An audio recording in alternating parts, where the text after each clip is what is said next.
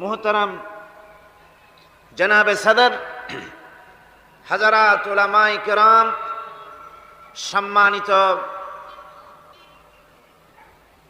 সুধীমণ্ডলী, উপস্থিত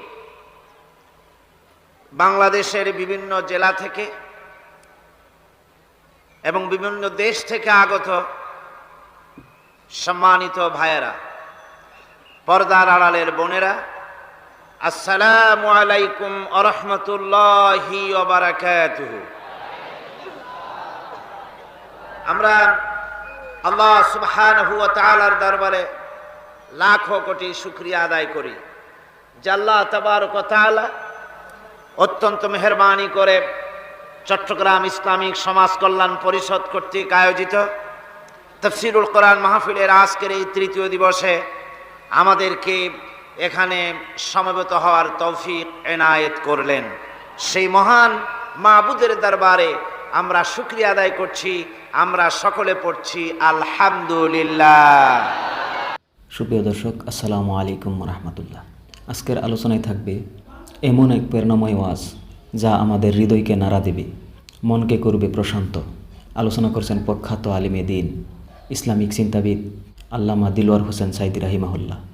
মহব্বতের সাথে জোরে সোরে সবাই পড়েন আলহামদুলিল্লাহ। আজকে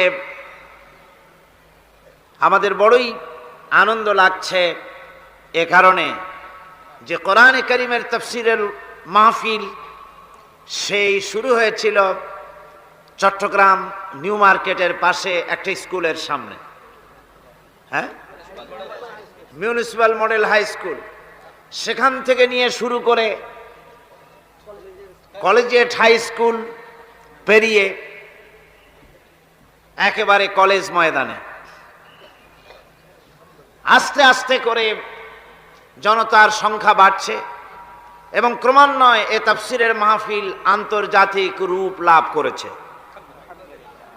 আমরা দেখতে পাচ্ছেন মাহফিলে আমাদের ভ্রাতৃপ্রতিম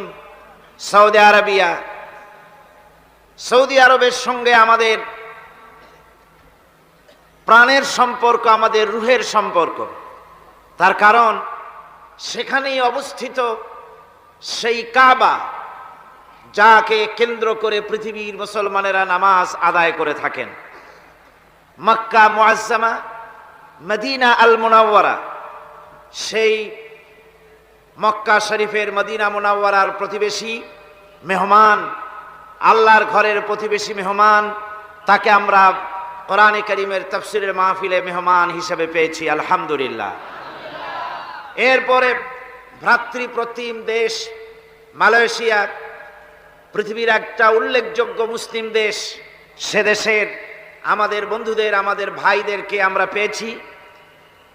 যিনি আপনাদের সামনে বক্তব্য রেখেছেন তিনি সেখানকার একজন ওস্তাদ এবং একটি ইসলামী সংগঠনের তিনি একজন পরিচালক, ডাইরেক্টর।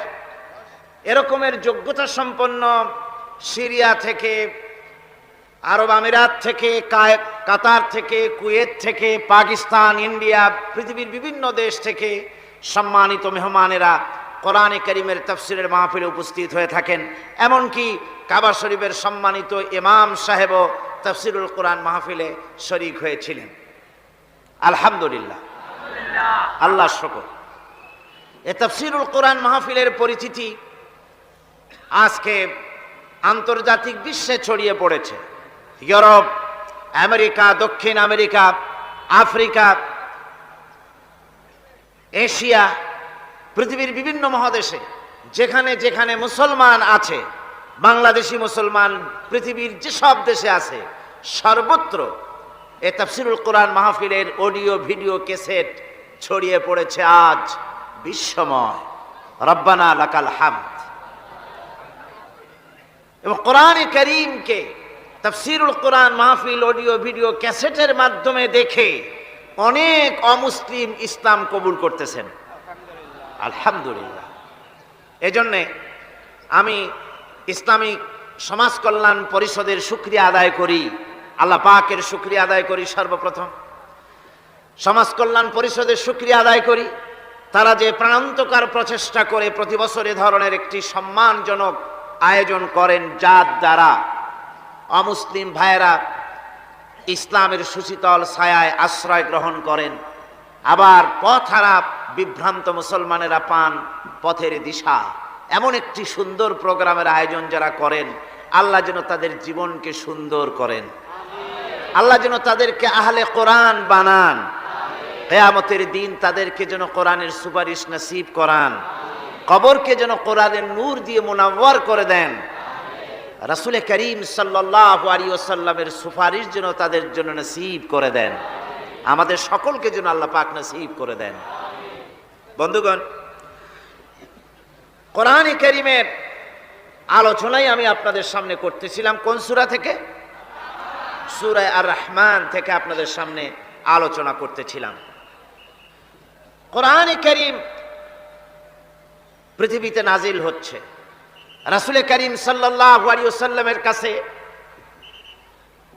লোকেরা আসছে এবং কোরআন শুনে দাওয়াত কবুল করছে।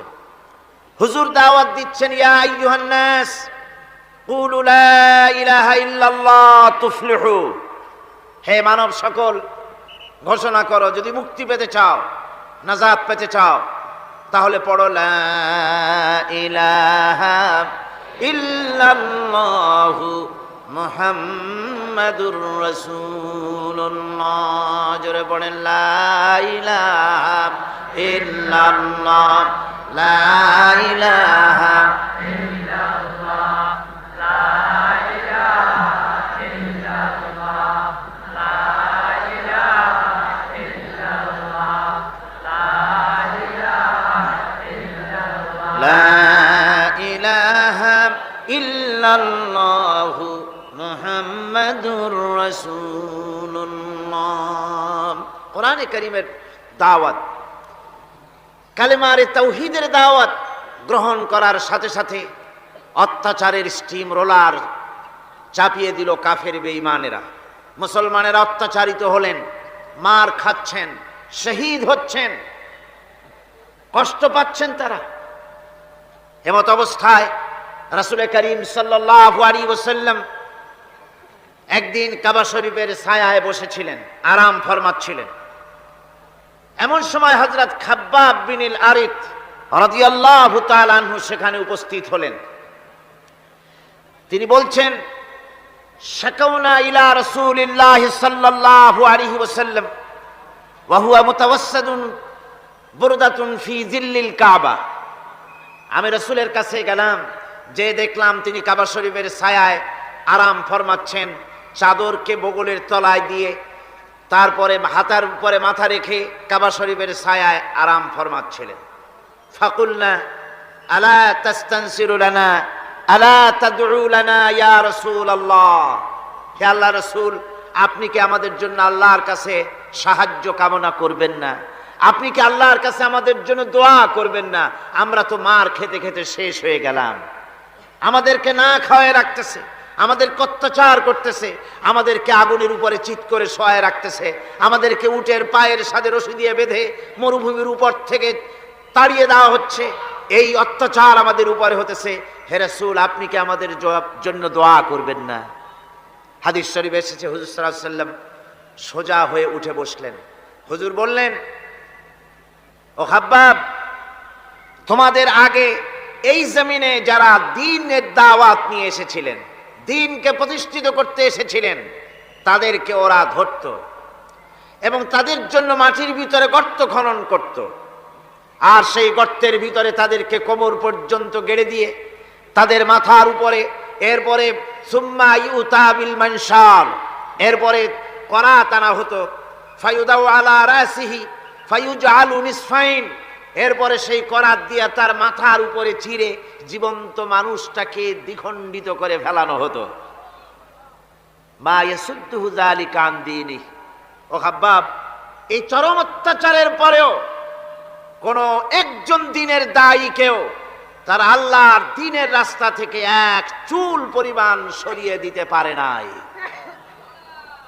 ওয়াল্লাহি, খাব্বাব, আমি আল্লাহর নামে শপথ করছি, লা ইউতাম্মান্নাল্লাহু হাযাল আমরা হাত্তা ইয়াসিরার রাকিবু মিন সানা ইলা হাযরামাউত। আমি আল্লাহর নামে কসম করে বলছি, সেদিন বেশি দূরে নয় যেদিন সানা থেকে হাজরামাউত পর্যন্ত লোকেরা চলাফেরা করবে, সওদাগরেরা যাবে, নারীরা চলবে, লা ইয়াখাফু ইল্লাল্লাহ, আল্লাহর ভয় ছাড়া মানুষের অন্তঃকরণে চোরের ভয়, ডাকাতের ভয়, জেনার ভয়, কোনো ভয় জনগণের কলিজায় আর থাকবে না। ভয় থাকবে একটাই, সে ভয় হবে কার? আরো জোরে বলুন, কার ভয়? শুধুমাত্র আল্লাহ সুবহানাহু ওয়া তাআলা, তার ভয় মানুষের অন্তঃকরণে থাকবে, আর কারো ভয় থাকবে না। ওয়ালাকিন্নাকুম তাস্তাজিলুন, আসলে তোমরা বড্ড তাড়াহুড়ো করছো। তাড়াহুড়ো করো না, অপেক্ষা করো, ধৈর্য ধরো। অবশ্যই সেই সমাজ আসবে যে সমাজ নিরাপত্তাপূর্ণ, ভীতিহীন একটি সুন্দর সমাজ প্রতিষ্ঠিত হবে। আজও আমি আজকের জনতাকে বলতে চাই যে সন্ত্রাস চলছে বাংলাদেশে, মারামারি চলছে, হানাহানি চলছে, মানুষের জীবনের নিরাপত্তা নাই, শিক্ষাঙ্গনে ছাত্রদের জীবনের নিরাপত্তা নাই, লেখাপড়ার গ্যারান্টি নাই, রাস্তায় চলায় জীবনের নিরাপত্তা নাই। এই যে দুরবস্থা চলছে, সুদ, ঘুষ, জেনা, ব্যভিচার, হত্যা, অসদাচরণ, যা কিছু অমানবিক কার্যক্রম বাংলাদেশে চলছে, এই অবস্থা থাকবে না, এই পরিস্থিতি থাকবে না। এই পরিস্থিতির পরিবর্তন হবেই। এই সমাজ আমরা ভেঙে চুরে চুরমার করে দেব, নতুন এক সমাজ সৃষ্টি করব। সেই সমাজ হবে কোরআনের সমাজ, সেই সমাজ হবে জনাবে মুহাম্মদ রাসূলুল্লাহ সাল্লাল্লাহু আলাইহি ওয়াসাল্লামের সমাজ।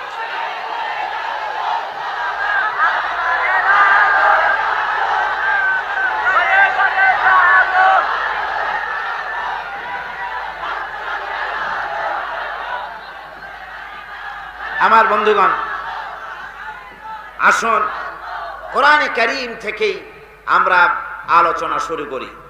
আল্লাহ রাব্বুল আলামিন যে সূরা আমি আলোচনা করতেছিলাম, এই সূরা তো এক মহাসমুদ্র। পুরা কোরআন শরীফই গোটা কোরআন শরীফকে আমি একটা সমুদ্রের সাথে তুলনা করতে পারি না। কোরআন শরীফকে আটলান্টিক মহাসাগরের সাথে আমি তুলনা করতে পারি না। আটলান্টিক মহাসমুদ্রের মতো কোরআন নয়, বরং কোরআনের এক একটা বিষয় পৃথিবীর সমস্ত সমুদ্র একত্রিত করলেও কোরআনের একটা বিষয়ের সমান হবে না। এত বিশাল কিতাব, আজিম কিতাব আল্লাহ পাক আমাদেরকে দান করেছেন। সুবহানাল্লাহি ওয়া বিহামদিহি। আসুন শয়তানের ওয়াসওয়াসা থেকে পানাহ চেয়ে নিই। আউযু বিল্লাহি মিনাশ শাইতানির রাজীম। বিসমিল্লাহির রহমানির রহিম। বিতাড়িত মরদুদ শয়তানের ওয়াসওয়াসা থেকে পানাহ চাই পরম করুণাময় আল্লাহ রাব্বুল আলামিনের নামে শুরু করছি। আর রহমানু আল্লামাল কুরআন খালাকাল ইনসানা আল্লামাহুল বায়ান الشمس والقمر بحسبان والنجم والشجر يسجدان সাদাকাল্লাহুল আযীম।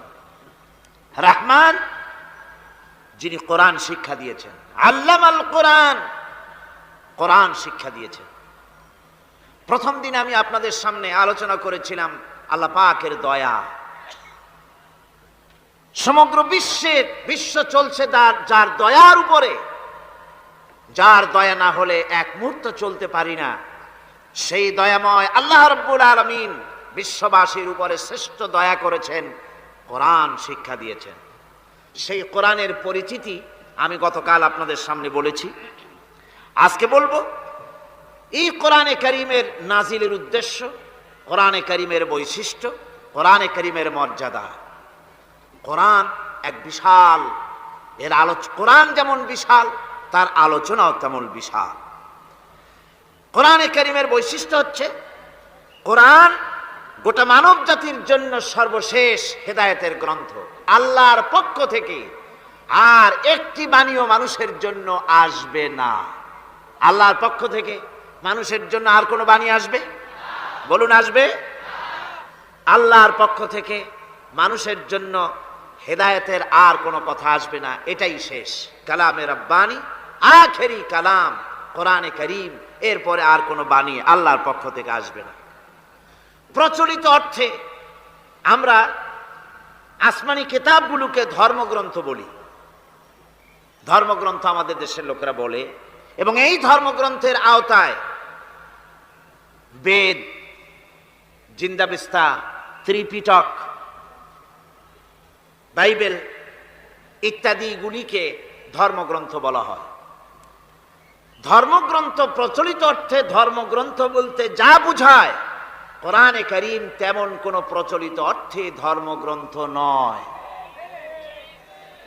অন্যান্য ধর্মগ্রন্থগুলি কিছু সদাচরণের কথা বলেছে, কিছু সদাচরণের কথা বলেছেন অহিংসা পরম ধর্ম, বলা হয়েছে জীব হত্যা মহাপাপ, শত্রুকে ক্ষমা করে দিও, এই জাতীয় কিছু কথাবার্তা, কিছু মিষ্টি মিষ্টি কথাবার্তা ইত্যাদি বলা হয়েছে। এবং পৃথিবী জুড়ে স্থান কাল পাত্র ভেদে তার কোনো স্থায়ী আবেদন টিকে থাকে নাই। কোরআন হচ্ছে সেই কিতাব, কোরআন হচ্ছে সেই গ্রন্থ যা প্রচলিত অর্থে ধর্মগ্রন্থ নয়, বরং কোরআন হচ্ছে একটি পূর্ণাঙ্গ জীবন বিধান, যাকে আরবিতে বলা হয় মুকাম্মাল নিজামে হায়াত, যাকে বলা হয় কমপ্লিট কোড অফ লাইফ, যাকে বলা হয় পূর্ণাঙ্গ একটি জীবন বিধান। কোরআন শরীফ এমন কিছু নাই যা কোরআন শরীফের মধ্যে বিধৃত হয়নি। সকল কথা আল্লাহ পাকের মধ্যে বলে দিয়েছেন। একেবারে এ কোরআনে কি নাই, সব আছে। কোরআন শরীফ পিঁপড়া থেকে শুরু করে হাতি পর্যন্ত কোরআনের ভিতরে সন্নিবেশিত করা হয়েছে। পিঁপড়ার নামে একটা সূরা আছে না, নাম কি? সূরা আন-নামল। আবার হাতির নামেও একটা সূরা আছে, নাম কি? সূরা ফিল। লোহার নামে সূরা আছে, মাকড়সার নামে সূরা আছে, মৌমাছির নামে সূরা আছে, মানুষের নামেও সূরা আছে। মানুষের ভেতরে দুটো শ্রেণী, পুরুষ এবং নারী, মহিলাদের কেউ বাদ দেওয়া হয় নাই, তাদের জন্য একটা সূরা আছে, নাম কি? তাহলে পিঁপড়া থেকে শুরু করে হাতি আর মানুষ, তার প্রয়োজনীয় যা কিছু সব কিছুকে আল্লাহ পাক কোরআনে কারীমের মধ্যে সন্নিবেশিত করে দিয়েছেন। আমি অনেকবার এই কথা বলেছি, এটা কোনো কোরআন হাদিসের কথা নয়, এটা আমার ধারণার কথা, কোরআন হাদিসের কথা নয়। যেমন কোরআন শরীফের শুরু হয়েছে বিসমিল্লাহ দিয়ে। কি দিয়ে শুরু হয়েছে? বিসমিল্লাহ দিয়ে। প্রথম অক্ষরটা কি? বা। আর শেষ হয়েছে মিনাল জিন্নাতি ওয়ান নাস, শেষের অক্ষর কি? সিন। তাহলে কোরআনের প্রথম অক্ষর বা আর শেষের অক্ষর সিন, দুইটাকে জুড়ে দিলে কি হয়? বাস। আমার কাছে মনে হয় যেন কোরআনে কারীমের ভিতরে আল্লাহ রাব্বুল আলামিন পৃথিবীবাসীদের জন্য যা কিছু প্রয়োজন সব কিছু সন্নিবেশিত করে দিয়েছেন। শুরু করলেন বা দিয়া, শেষ করলেন সিন দিয়া, বাস করে দিলেন, যেন বলা হলো পৃথিবীর মানুষেরা, তোমাদের জন্য কিয়ামত পর্যন্ত যা কিছু দরকার সবগুলি আমি আল্লাহ রাব্বুল আলামিন কোরআনের মধ্যে ভরে দিয়েছি। বাস হয়ে গেছে, আর কিছুর প্রয়োজন নাই, আর কিছু প্রয়োজন নাই, সব আমি কোরআনে কারীমের ভেতরে সন্নিবেশিত করে দিয়েছি। সুতরাং কোরআনে কারীমের এই বৈশিষ্ট্য যে অন্য ধর্মগ্রন্থের মতো কোরআন শরীফ নাম সর্বস্ব একটি ধর্মগ্রন্থ নয়, এর মধ্যে রয়েছে মানুষের প্রয়োজনীয় সব কিছু। কোরআনের আরেকটি বৈশিষ্ট্য হচ্ছে যে অন্যান্য ধর্মগ্রন্থগুলির ভেতরে মানুষেরা হাত লাগাইছে, অপারেশন করেছে, বাড়াইছে কমাইছে, সর্বনাশ করে দিয়েছে, ইচ্ছে মতো বাড়াইছে কমাইছে। কমাতে কমাতে কম্বলের লোম বাঁচতে যেমন কিছু থাকে না, নিজেরা নিজেদের কথা ভিতরে ঢুকাতে ঢুকাতে আজকের বাইবেল আল্লাহর কথা শূন্য হয়ে গিয়েছে। বর্তমান পৃথিবীতে লুক, জন, মার্ক, মথি, scripture, new testament, old testament, খ্রিস্টানদের ধর্মগ্রন্থ বলতে যা বুঝায়, এই পুরা ধর্মগ্রন্থ তাদের এই কিতাবগুলির ভিতরে আল্লাহ রাব্বুল আলামিনের একটি কথা নাই, সব তারা শেষ করে ফেলেছে। কোরআন এক্ষেত্রে ব্যতিক্রম। এ কোরআন একমাত্র কিতাব যা আজ পর্যন্ত অকৃত্রিম এবং অবিকৃত অবস্থায় বিশ্ব মানব সভ্যতার সামনে বিজয় গৌরব নিয়ে দেদীপ্যমান হয়ে আছে দ্বীপ্রহরের সূর্যের মতো, যার ভিতরে কোনো ভুল নাই, যার ভেতরে কোনো ত্রুটি নাই। কোরআনে কারীম তার আরেকটি বৈশিষ্ট্য হচ্ছে কোরআন একমাত্র গ্রন্থ যার ভাষা এবং সাহিত্য 1400 বছর ধরে এর ভিতরে কোনো কৃত্রিমতা ঘটেনি। আরবি ভাষা এবং সাহিত্যের সর্বোৎকৃষ্ট নমুনা হিসাবে কোরআন শরীফ টিকে আছে। পৃথিবীর কত ভাষা শেষ হয়ে গিয়েছে, কত ভাষা জন্মগ্রহণ করেছে আর মরে গেছে তার ঠিক নাই। ভাষার উন্নতি যত হচ্ছে, কোরআনে কারীম সমস্ত ভাষা এবং সাহিত্যের মানকে উতরে গিয়ে এমন এক জায়গায় কোরআনের ভাষা সাহিত্য পৌঁছে গেছে যাকে স্পর্শ করা পৃথিবীর কোনো ভাষার পক্ষে সম্ভব নয়। কোরআন এক জীবিত ভাষা, জীবন্ত ভাষা। কোরআন আরবি ভাষা। পৃথিবীর অন্তত 38টি দেশের রাষ্ট্রভাষা, স্টেট ল্যাঙ্গুয়েজ আরবি ভাষা। এই আরবি ভাষা আল্লাহ পাক এই কোরআন নাজিল করেছেন। এর মজা ফুরায় না, এর সাহিত্যের মান ফুরায় না। এটা হচ্ছে কোরআনে কারীমের আরেকটি বৈশিষ্ট্য।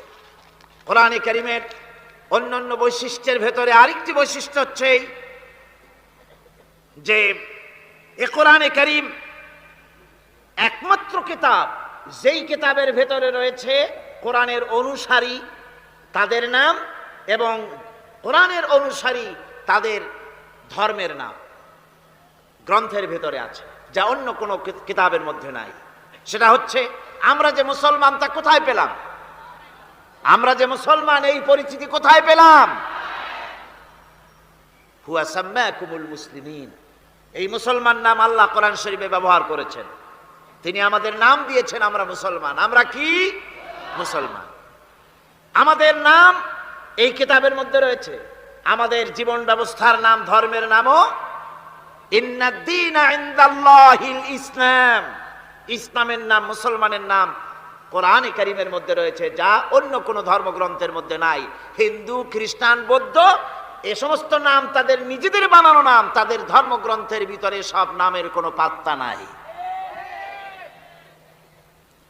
কোরআনে কারীমের আরেকটি বৈশিষ্ট্য হচ্ছে কোরআন বিশ্বের সর্বাধিক পঠিত গ্রন্থ। এত বেশি পড়া হয়েছে, এ কোরআন পড়া হচ্ছে এত বেশি পৃথিবীর কোন বই আজ পর্যন্ত পড়া হয় নাই, আর হবেও না। কোরআনে কারীমের আরেকটি বৈশিষ্ট্য হচ্ছে এই বিশাল ধর্মগ্রন্থ, এই বিশাল জীবন ব্যবস্থা, এই বিশাল কিতাব মানুষেরা মুখস্থ করেছে। আপনি আমাকে বলেন, নিজের ভাষা নয়, নিজের মায়ের ভাষা নয়, এমন এক বিশাল কিতাব মানুষ মুখস্থ করতে পেরেছে, এর কোনো নমুনা আছে দুনিয়ায়? এর কোনো নমুনা আছে? মাতৃভাষা নয়, অথচ পৃথিবীর ইংরেজ হোক, উর্দুভাষী হোক, ল্যাটিন হোক, তেলুগু হোক, ডাচ হোক, ফ্রান্স হোক, যে কোনো ভাষা, বাংলা ভাষা হোক, সমস্ত ভাষার লোকেরা কোরআনে কারীমকে মুখস্থ করতেছে। সুবহানাল্লাহ ওয়া বিহামদিহি। আমাদের দেশেও লক্ষ লক্ষ হাফেজে কোরআন বর্তমান রয়েছে। এটা হচ্ছে কোরআনে কারীমের আরেকটি বিরাট রকমের বৈশিষ্ট্য। কোরআনে কারীমের অফুরন্ত বৈশিষ্ট্যের ভেতরে এটাও একটি। কোরআন হচ্ছে একটি বিরাট সাপ হয়ে গেল, হা করলো। জাদুকরদের তৈরি করা সমস্ত বাঘ, সিংহ, সাপ মুসা আলাইহিস সালামের লাঠি মার্কা সাপের পেটের মধ্যে গিয়া ঢুকলো। এটা ছিল মুসা আলাইহিস সালামের মুজিজা। অবতীর্ণ হয়েছে এমনটি আর কোনো কিতাব হয়নি, যা আর কোনো ধর্মগ্রন্থ যারা অন্যরা দাবি করে এরকম হয়নি। কোরআনে কারীমের আরেকটি বৈশিষ্ট্য হচ্ছে, যখন কাগজ ছিল না, ছাপাখানা ছিল না, এমনকি টেপ রেকর্ডার ছিল না, তখনকার নাজিলকৃত কিতাব যেভাবে নাজিল হয়েছিল সেইভাবে আজ পর্যন্ত অবিকল টিকে আছে, টিকে থাকবে ইলা ইয়াউমিল কিয়ামা। কিয়ামত পর্যন্ত কোরআনে কারীমের এই অকৃত্রিম, অবিকৃত অবস্থায় কোরআনে কারীমের এই শান, এই বরকত টিকে থাকবে। এই জন্য কোরআন শরীফ হচ্ছে এই পৃথিবীর মহাবিশ্বের মহাবিস্ময়। কোরআন হচ্ছে পৃথিবীর মহাবিশ্বের মহাবিস্ময়। এর মর্যাদা সম্পর্কে রাসূল করিম সাল্লাল্লাহু আলাইহি ওয়াসাল্লাম বলেছেন, ওয়ান উসমান রাদিয়াল্লাহু তাআলা আনহু আন্নাহু قال قال رسول الله صلى الله عليه وسلم خيركم من تعلم القرآن وعلمه রাওয়াহুল বুখারী। আল্লাহর নবী বলেন, তোমাদের মধ্যে সর্বোত্তম ব্যক্তি সেই, তোমাদের ভিতরে ভালো ব্যক্তি, উত্তম ব্যক্তি সেই যে ব্যক্তি নিজে কোরআন শেখে আর অন্যকে শেখায়। কোরআন যে শেখে আর অন্যকে যে শেখায়, সেই ব্যক্তি হলো তোমাদের মধ্যে সর্বোত্তম ব্যক্তি, ভালো ব্যক্তি। সুবহানাল্লাহ পড়েন। কোরআনে কারীমের এই মর্যাদা সম্পর্কে রাসূল করিম সাল্লাল্লাহু আলাইহি সাল্লাম বলেছেন, দুই ব্যক্তিকে, দুই শ্রেণীর লোককে ঈর্ষা করা যায়। অমুকে বিরাট বাড়ি করেছে, সে বাড়ি থেকে হিংসা হয়, আমি ওরকম বাড়ি করব, অমুকের মতো নেতা হব, অমুকের মতো বড় লোক হতে হবে। পরশ্রী কাতরতা অথবা ঈর্ষা করা, এরকমের ঈর্ষা করা জায়েজ নাই। রাসূলুল্লাহ বলেছেন দুই ব্যক্তির সঙ্গে ঈর্ষা করা যায়। আন ইবনে উমর রাদিয়াল্লাহু তাআলা আনহু আন্নাহু قال قال رسول الله صلى الله عليه وسلم لا حسد الا على الاثنين। দুই ব্যক্তি ছাড়া অন্য কারো সাথে হিংসা করা যায় না, রিস্ক করা যায় না। কোন কোন ব্যক্তি? রাজুলুন আতাহুল্লাহুল কুরআন ফাহুয়া ইয়াকুমু বিহি আনা আল-লাইলি ওয়া আনা আন-নাহার। ওই ব্যক্তির সঙ্গে ঈর্ষা করা যায়, হিংসা করা যায় যে ব্যক্তিকে আল্লাহ পাক কোরআনের ইলম দান করেছেন, সে ব্যক্তি দিন রাত কোরআন তেলাওয়াত করে, কোরআনের উপরে আমল করে, কোরআনের উপরে থাকে, মানুষকে কোরআনের দাওয়াত দেয়। ওই লোকের সাথে ঈর্ষা করা দরকার যে তার মতো হতে চায়। ওয়ারাজুলুন আতাহুল্লাহু মালান ফাহুয়া ইউনফিকু মিনহু আনা আল-লাইলি ওয়া আনা আন-নাহার। মুত্তাফাকুন আলাইহি, বুখারী মুসলিমের হাদিস। রাসূলুল্লাহ বলছেন, অন্য আরেক ব্যক্তি হচ্ছে যে ব্যক্তিকে আল্লাহ পাক মাল দিয়েছেন, সম্পদ দিয়েছেন, ওই ব্যক্তি তার মাল আর সম্পদকে দিন রাত দুহাতে আল্লাহর রাস্তায় খরচ করে। তার মতো হওয়ার জন্য তার সাথে ঈর্ষা করা যেতে পারে। আমার বন্ধুগণ, এ কোরআন হচ্ছে এমন এক কিতাব যে কোরআনকে নিয়ে যারা অগ্রসর হয় আল্লাহ তাদেরকে বাড়ায় দেন, আর কোরআনের সাথে যারা হিংসা করে, বিদ্বেষ করে, আল্লাহ তাদেরকে অধঃপাতিত করে দেন। আন ওমর ইবনুল খাত্তাব রাদিয়াল্লাহু তাআলা আনহু আন্নাহু قال قال رسول الله صلى الله عليه وسلم ان الله يرفع بهذا الكتاب اقواما ويضع به آخرين। রাওয়াহু মুসলিম। হযরত ওমর রাদিয়াল্লাহু তাআলা আনহু বলছেন যে আল্লাহ পাক এই কোরআনের সাহায্যে এক শ্রেণীর লোককে প্রতিষ্ঠিত করবেন দুনিয়ার বুকে, এবং আখিরাতেও আর এক শ্রেণীর লোককে করবেন অধঃপাতিত। যারা কোরআনের সাথে বিরোধিতা করবে, তারা যদি হিরো হয়, আল্লাহ তাদেরকে জিরো বানাবেন। কি বানাবেন? জোরে কান, জোরে কান, কি বানাবেন? জিরো বানিয়ে দিবেন। আর কোরআনকে নিয়ে যারা আগ বাড়ে, তারা যদি জিরো হয়, আল্লাহ পাক তাদেরকে কি বানায় দেন? কোরআনের সাথে বিরোধিতা আজকের নতুন কিছু নয়, আবহমান কাল থেকে কোরআনের সাথে চলছে বিরোধিতা। বিশ্বকবি, কবি সম্রাট আল্লামা ইকবাল, আল্লাহ তাকে জান্নাতুল ফেরদাউস নসিব করুন, সবাই বলুন আমিন। আল্লামা ইকবাল বলেছেন, সতিজা কর রহা হ্যায় আসল সে তাইম রোজ, সতিজা কর রহা হ্যায় আসল সে তাইম রোজ, চরাগে মুস্তফা বি সে শরারে বুলহবিস। মুহাম্মদ সাল্লাল্লাহু আলাইহি সাল্লামের দীপ শিখার সাথে, আল্লাহর দ্বীনের সাথে আবু জাহাল, আবু লাহাবের অগ্নিস্ফুলিঙ্গের সংঘর্ষ আবহমান কাল থেকে লেগে এসেছে।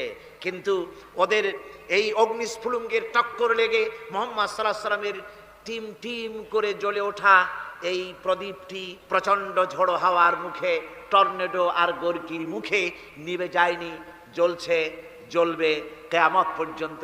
এটাকে নিভাবার ক্ষমতা বিশ্বের কোনো মানুষের নাই।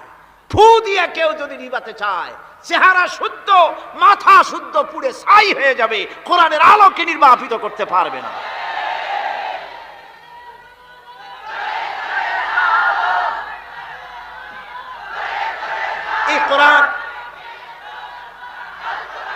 এই কোরআন যার সিনার ভিতরে থাকে, যার সিনার মধ্যে থাকে, সে হয় সমৃদ্ধ, আর যার সিনার মধ্যে থাকে না, সে হয় সবচাইতে ফকির আর এতিম। আল্লাহর নবী বলেছেন, ইন্নাল্লাযী লাইসা ফী জাওফিহি শাইউম মিনাল কুরআনি কাল বাইতিল খারিব। যেই দেহের ভিতরে কোরআন নাই, যেই দেহের ভিতরে যেই সিনার ভিতরে কোরআন নাই ওই মানুষটা হতেছে একটা সাড়া বাড়ির মতো, একটা উজাড় বাড়ির মতো, বিরান বাড়ির মতো। বিরান বাড়িতে কি থাকে? সাড়া বাড়িতে কি থাকে? কি কয়? না না, ভূত কিসের? খামোখাই ভয় পান আপনারা। ভূত বলে কিছু না। হ্যাঁ, শয়তান থাকে, জেল থাকে, তারপরে ওর মধ্যে আর কি থাকে? উতুম পেঁচা থাকে, ইঁদুর থাকে, তেলাপোকা থাকে, উই পোকা থাকে, বাঁদর থাকে, উল্লুক থাকে, সাপ থাকে। রাসূলুল্লাহর কথা দেখেন, কি সুন্দর কথা। সুবহানাল্লাহ, সুবহানাল্লাহ। যে দেহের ভিতরে কোরআন নাই, সারা বাড়িতে যা থাকে, পোড়ো বাড়িতে যা থাকে, বিরান বাড়িতে যা থাকে, যে দেহে কোরআন নাই সেই দেহের মধ্যে তাই থাকে। আজ দেখুন বাংলাদেশের শিক্ষাঙ্গনে, কলেজ ইউনিভার্সিটিগুলিতে কোরআন পড়ানো হয় না। বলেন ঠিক কিনা? আমাদের বিশ্ববিদ্যালয়গুলিতে কোরআন পড়ানো হয়, তাফসীর পড়ানো হয়, হাদিস পড়ানো হয়? হয় না। হাদিস কোরআন আল্লাহর কালাম পড়ানো হয় না বলে অবস্থা কি হয়েছে? হাদিস থেকে মিলায় নেন। ইন্নাল্লাযী লাইসা ফি জাওফিহি শাইয়্যুম মিনাল কুরআনি কাল বাইতিল খারিব। কোরআন নাই তো সারা বাড়ি, কোরআন নাই তো কি আছে? যে ঘরের মধ্যে মানুষ নাই, উল্লুক থাকে, ভাল্লুক থাকে, শয়তান থাকে, তেলাপোকা থাকে, সারপোকা থাকে, হিংস্র প্রাণী ভরপুর থাকে। যেই শিক্ষা প্রতিষ্ঠানে কোরআন পড়ানো হয় না সেখানেও সন্ত্রাসীরা বাস করতে পারে, ভালো মানুষ টিকতে পারে না।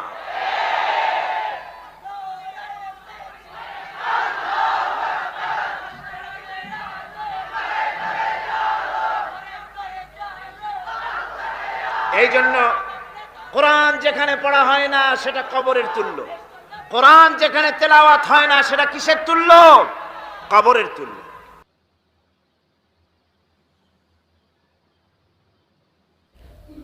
প্রিয় দর্শকবৃন্দ, আজকের আলোচনাটি এখানেই শেষ করলাম।